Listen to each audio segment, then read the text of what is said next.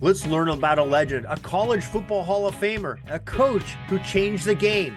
We're going to talk about this legend and his surprise he did in his career coming up right after this. This is the Pigskin Daily History Dispatch, a podcast that covers the anniversaries of American football events throughout history. Your host, Darren Hayes, is podcasting from America's North Shore to bring you the memories of the gridiron, one day at a time. The legendary coach that defined the game, Newt Rockne, and some things you didn't know about the great coach.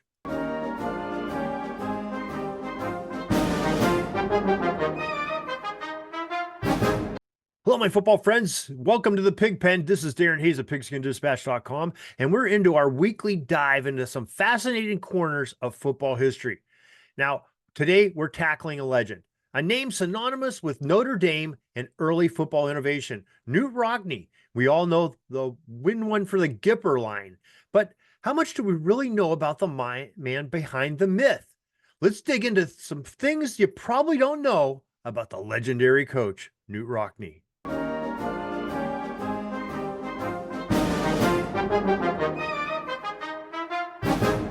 First, let's rewind to Rockne's childhood. Many picture him as a quintessential American football icon, but he was an immigrant. Knute Kenneth Rockne was born in Voss, Norway on March 4th, 1888, and when he was 5, his family immigrated to the United States, settling in Chicago. Imagine that. A man who would become the face of American football's golden age began his life in the fords of Norway.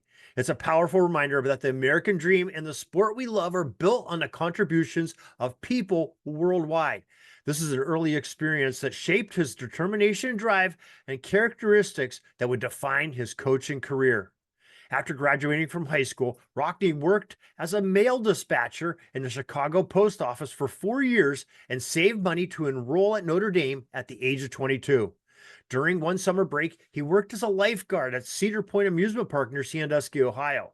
And he was a good football player when he was in school. He excelled as a two-way end, winning an All-American honors in 1913 as he teamed up with quarterback Gus Dorius on an effective passing attack designed by first-year head coach Jesse Harper of the Fighting Irish.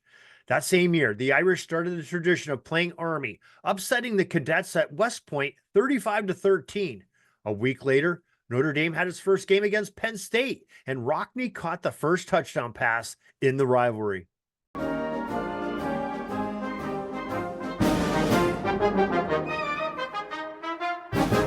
Now, most people know Rockne for his legendary coaching tenure at Notre Dame, but did you know he played professional football? That's right. After his playing days at Notre Dame, where he famously helped popularize the forward pass with Gus Dorius, Rockne didn't hang up his cleats entirely. During the early days of pro football, he played for a few professional teams, including the Massillon Tigers and some other local teams in around the Ohio area. Now, this experience gave him a unique perspective on a game, which he carried into his coaching. He understood the nuances of professional play, grit, and strategy, and undoubtedly contributed to his innovative coaching style. He saw football from every angle. As a coach, Knute was impressive. Under Knute Rockne, Notre Dame's teams won 105 games, lost 12, and tied 5 from 1918 through 1931, and were declared national champions 3 times, 1924, 1929, and 1930.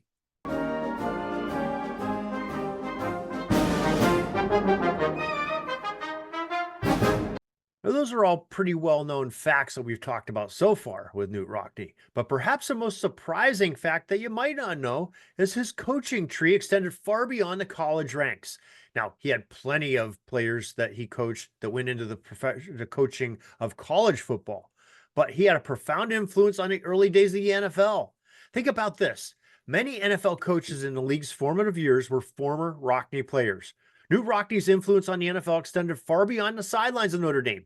For an impressive 44 seasons, the league's inception until 1964, his coaching legacy permeated through professional football's leadership. Former Rockne players held key positions, serving as general managers, 4 of those players. He had 18 coaches that were head coaches in the National Football League, and even a couple of NFL commissioners, directly contributing to the solidification of the burgeoning NFL.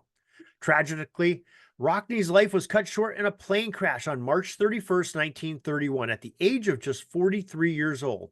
But what amount of great football fact and endurance that he contributed in just those short amount of years.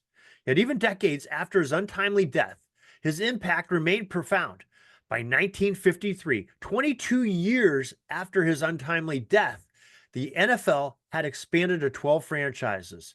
And that season, when it ended, 1/3 of the coaches in the NFL were former Rockne players. Now, he continued to shape the league and demonstrated the enduring power of his coaching philosophy and a lasting effect on his mentorship on these young men. These 4 coaches were Hugh DeVore of the Green Bay Packers, Buck Shaw of the San Francisco 49ers, Joe Bach of the Pittsburgh Steelers, and Curly Lambeau, now with the Washington Redskins in 1953. In the 1940s, he had coaches such as Adam Walsh, who coached the Cleveland Rams in 1945 to an NFL championship, Hunk Anderson, who co-coached the Chicago Bears in 1943 to a championship. Now, this fact speaks volumes about his ability to develop players and instill the knowledge and leadership qualities necessary to succeed at the highest level of football. His impact on the game was multifaceted, and across the college and professional landscape, he didn't just create winning teams, he created winning coaches and programs.